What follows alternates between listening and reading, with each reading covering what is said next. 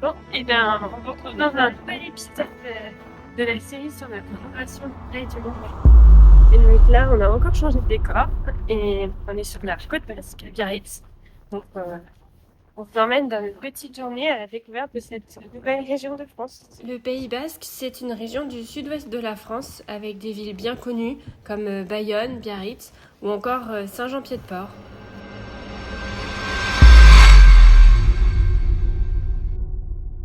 Un petit rappel par rapport à notre plan d'entraînement. Donc là, on est toujours dans la deuxième partie du plan d'entraînement. On en est à la semaine 12 sur 16. Et donc, avec ce petit séjour au Pays Basque, on en profite pour faire un petit bloc d'entraînement un peu plus conséquent.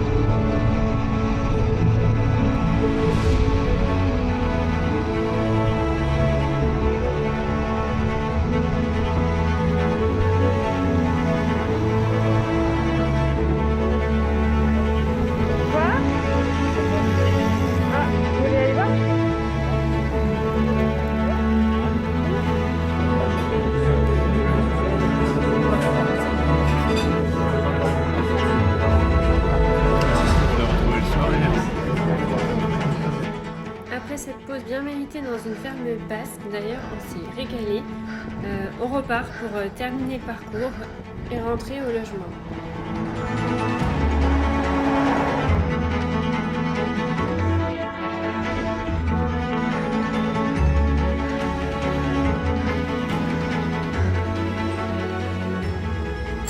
On enchaîne ensuite avec 2 balades récup en bord de mer, histoire de profiter un peu de la vue parce que l'eau est magnifique et du beau temps parce que même s'il fait pas très chaud, il fait quand même plutôt beau. Donc on est content d'être là et de profiter de cette très belle région qui est le Pays Basque.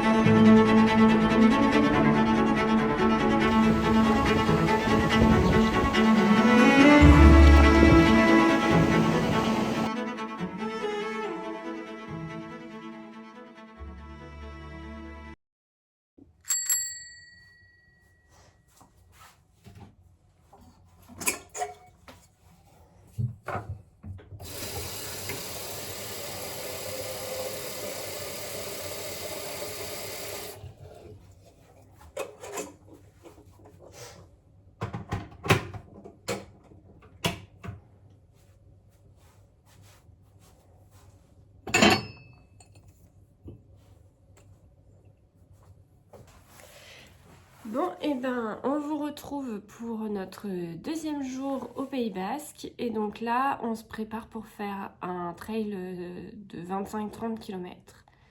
On a de la chance parce qu'il n'a pas l'air de faire trop moche. Donc on va vous emmener avec nous dans cette deuxième journée. Je vais vous montrer ce qu'on emmène avec nous pour une sortie de ce type-là. Déjà, on emmène à boire. J'ai pas rempli ma deuxième flasque, mais j'emmène 2 flasques de 500 ml, une avec une boisson d'effort et puis l'autre avec de l'eau. On emmène des bonbons, un gel et des gommes tas. Et je pense que je vais prendre en plus une compote et un espèce de truc de lait là. Je vais vous montrer ça.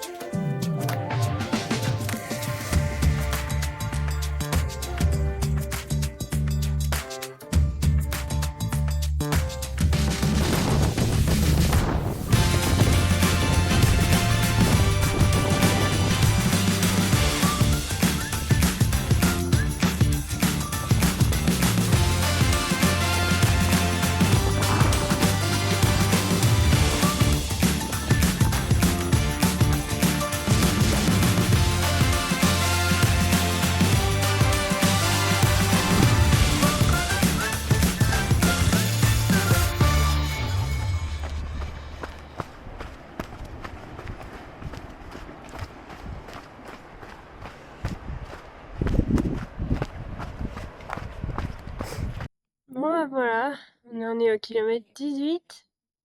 Et là, on doit aller tout en bas là-bas. Et on est fatigué. Hein, c'est vrai? Non. Menteur. C'est un peu dur quand même. Mais voilà.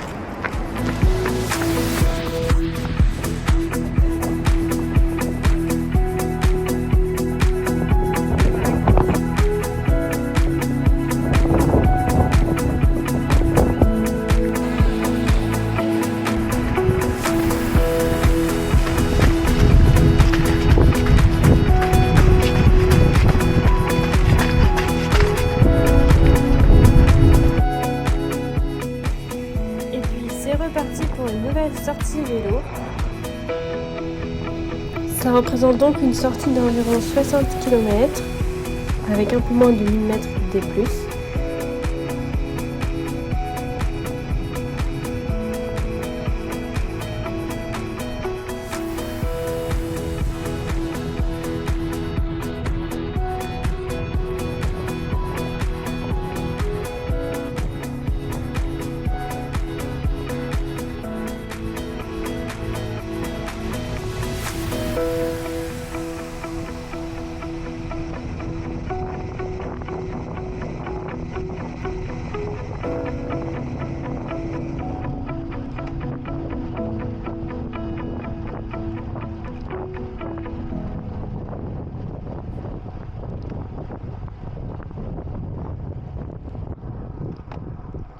La difficulté de ce parcours, c'est le col de Saint-Ignace, qui est un petit col des Pyrénées côté basque.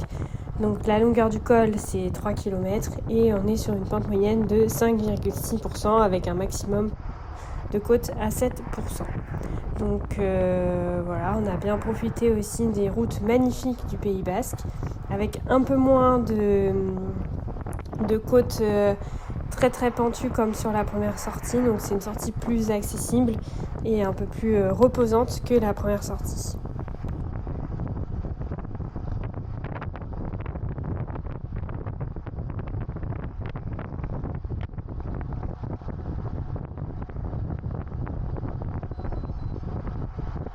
On voit aussi le soleil qui nous accompagne sur cette deuxième sortie.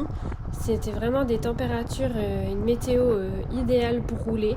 Pas trop chaud, avec quand même du ciel bleu. Ça fait vraiment plaisir de rouler sur ces routes-là. Après, au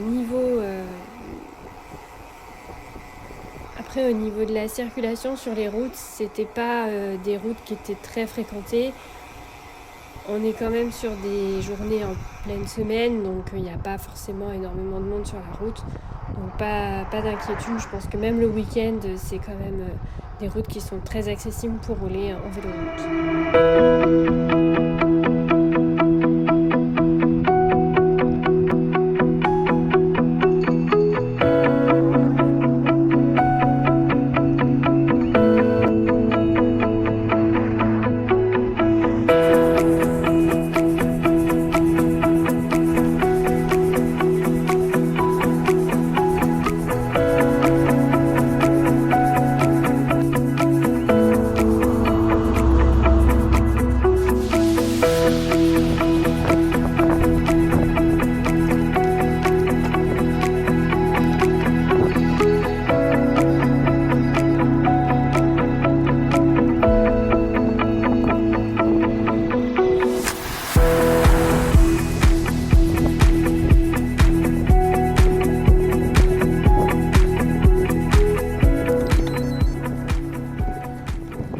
Et voilà, c'est notre dernier jour au Pays basque, donc c'est bientôt la fin de cet épisode au pays du piment.